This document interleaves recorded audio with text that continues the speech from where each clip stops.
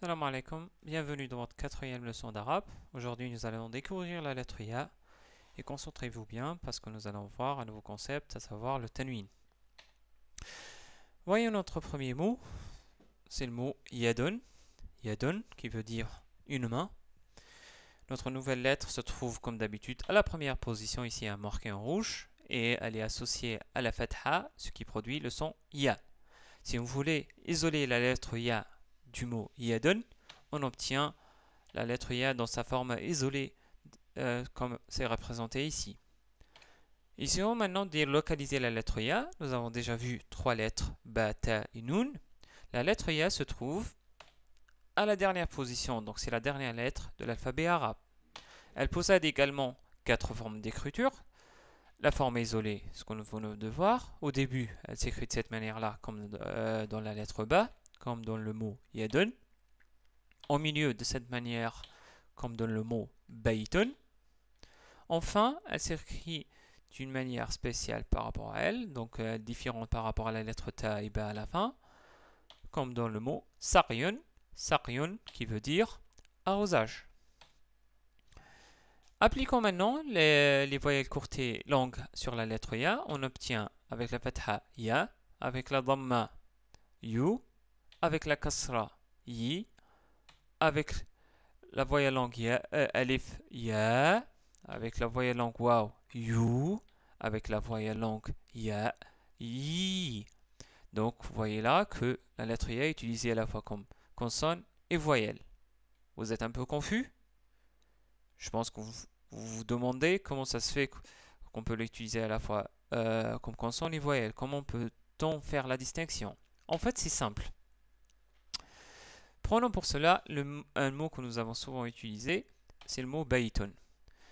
Remarquez qu'il y a un secoun au-dessus de la lettre Ya. Donc la lettre Ya, elle est ici vocalisée. Donc elle ne peut pas être utilisée comme voyelle. Donc ici, la lettre Ya est utilisée comme consonne. Par contre, si elle n'est pas vocalisée, en plus la lettre qui la précède possède une kasra, alors elle est utilisée comme voyelle. Par exemple, le mot tinun. Là, la lettre ta qui la précède possède une kasra. En plus, la ya, elle n'est pas vocalisée. Donc, la ya, elle est utilisée ici comme voyelle. Passons maintenant à notre nouveau concept, à savoir le tanwin. Prenons notre exemple, le mot baytun. Vous remarquez ici qu'il y a un doublement de la dhamma à la fin. Ce doublement s'appelle tanwin. Je vous ai dit que le mot baytun veut dire une maison et non pas la maison. Donc c'est un nom indéfini. Maintenant, si nous voulions dire la maison, on rajoute l'article défini el et nous produisons le mot el-baytu. El-baytu qui est un nom défini. Remarquez ici qu'il y a une des deux dhamma qui a été supprimée. Donc le tanwin a disparu pour laisser la place juste à une seule dhamma.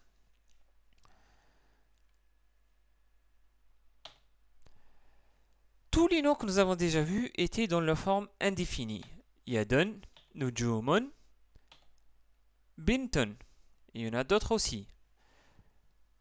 Vous remarquez ici qu'il y a un doublement de la dhamma à la fin. Vous allez me dire que vous ne remarquez pas un doublement de la voyelle dhamma, car on voit à la fin ce symbole-là. En fait, c'est juste une forme de raccourci utilisé par le clavier qui remplace les deux dhamma. Mais ça veut dire exactement la même chose. Que ce soit l'une ou l'autre, ça marque un doublement de la dhamma.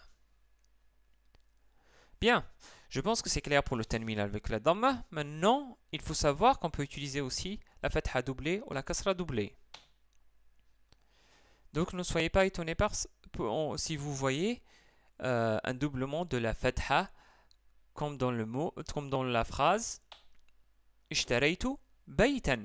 Ici, le mot baytun s'est transformé en baytan avec un doublement de la fatha.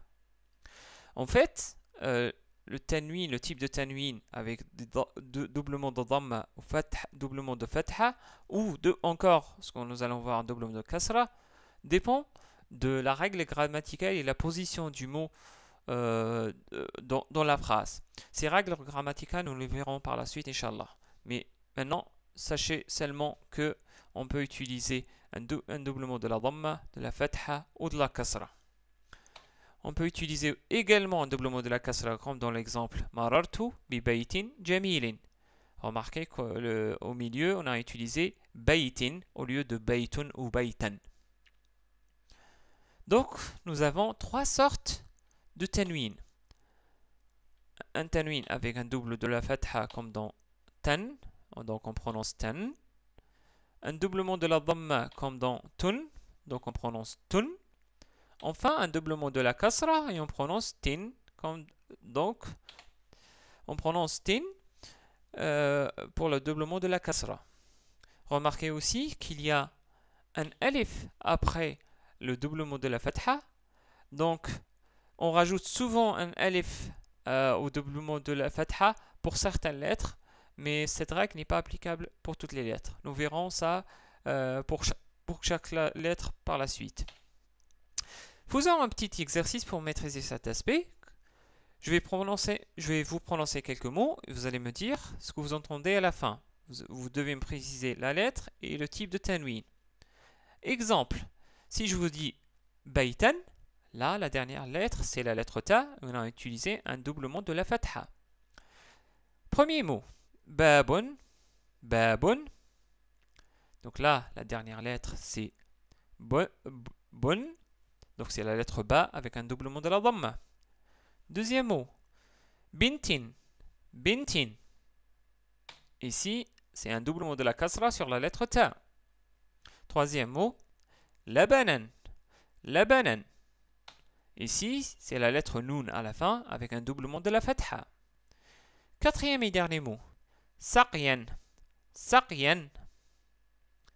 Ici, on a la lettre ya et on a appliqué un tanwin avec un doublement de la fatha. Passons maintenant à l'exercice d'écriture. Aujourd'hui, je vais vous montrer comment écrire la lettre ya d'abord au début.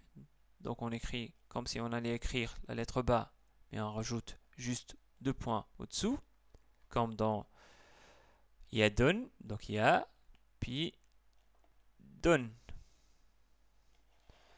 Au milieu, donc on écrit un trait, puis comme si on écrivait là-bas au milieu, mais avec 2 points, comme par exemple ba, on prolonge pour écrire bai,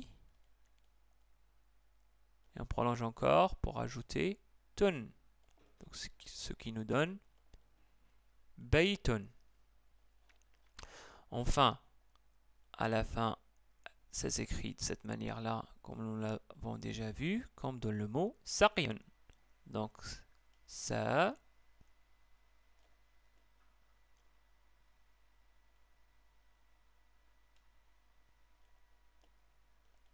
aq,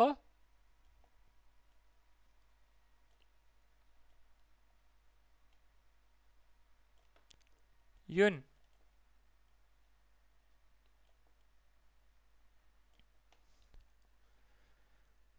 Voilà. On a terminé avec notre cours. Pensez à noter la vidéo, donc vous avez la possibilité de le faire sur YouTube. Vous pouvez également me laisser des remarques ou des questions et je serai ravi de vous répondre. Au revoir et la liqa.